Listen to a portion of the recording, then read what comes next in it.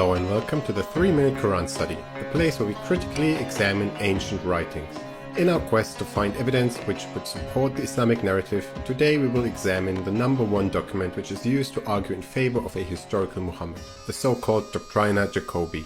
The events presented in the Doctrina Jacobi take place around the year 634 AD. It is an anti-Jewish pamphlet wherein a Jewish merchant is imprisoned in the city of Carthage for refusing to convert to Christianity. He is then baptized by force. In prison, he prays to God, who reveals to him that it was a good thing that he was baptized. While in captivity, another imprisoned Jew relates a story which he has heard from his brother who lives in Caesarea. The brother supposedly wrote a letter containing the following words: "A false prophet has appeared among the Saracens. They say that the prophet has appeared coming with the Saracens and is proclaiming the advent of the anointed one who is to come. I, Abraham, referred the matter to an old man very well versed in the scriptures.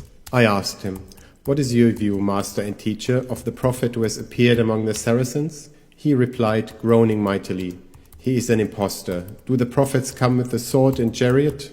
So I, Abraham, made inquiries and was told by those who had met him, there is no truth to be found in the so-called prophet, only bloodshed. For he says he has the keys of paradise, which is incredible."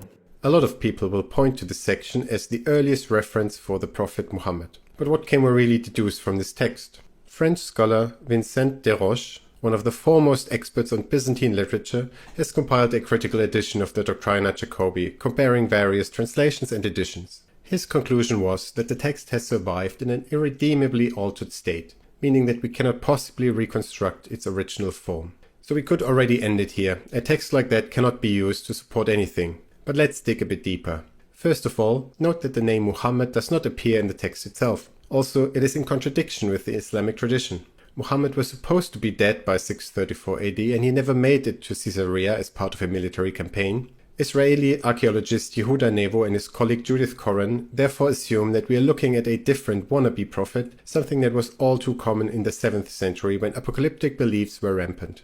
And indeed, the Doctrina Jacobi itself is in part an apocalyptic text which connects the campaign of the unnamed prophet to the destruction which was believed to take place before the end of the world. Karl-Heinz Ohlig has a different take though. He finds it to be more likely that we are looking at a text from the late 7th century. After all, the fact that the story takes place in 634 AD does not mean that it was written in that same year. He argues that the author deliberately placed his anti-Jewish text in the time when Jews in the Byzantine Empire were baptized by force, to better make his point. During the late 7th century, we see a culmination of apocalyptic beliefs in the tradition of the prophet Daniel. The name Muhammad was not yet present, but there was an emerging belief in an Arab prophet.